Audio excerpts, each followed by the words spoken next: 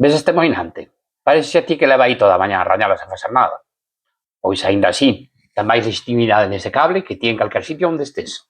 Incluso de festa rachada. Incluso de rock and roll.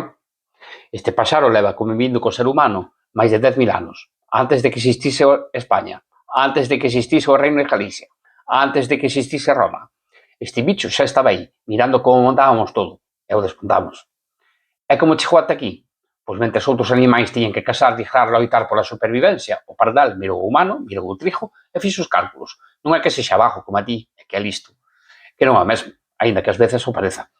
E mira que o intentaron matar, porque no 1958 Mao Zedong declarou a guerra ao pardal, escopetas, veleno, trampas, tirapedras, petardos, e si, tamén millóns de persoas facendo ruido, para que non poubasen ou morreran de agotamento. Tan en serio tomaron os chineses cando os pardais se refuxiaron na embaixada de Polonia en Pequín, rodearon con tambores 2 días enteiros. Os polacos tiveron que usar pás para limpar os mortos, os pardais mortos.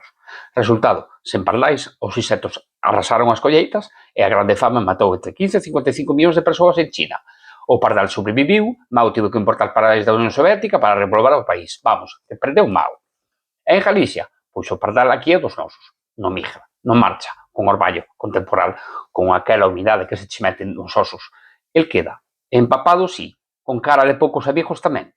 É un galego con plumas, non está ben, pero non se vai. Pero ollo, o animal que sobreviviu a Mao, a Idade Media e aos dinosaurios, pois está a piques de desaparecer por culpa nosa. Sí, 60% menos de pardais en Europa nas últimas décadas. Pesticidas, menos insectos para comer, casas sen fendas onde adiñar, a fantástica vida moderna do ser humano.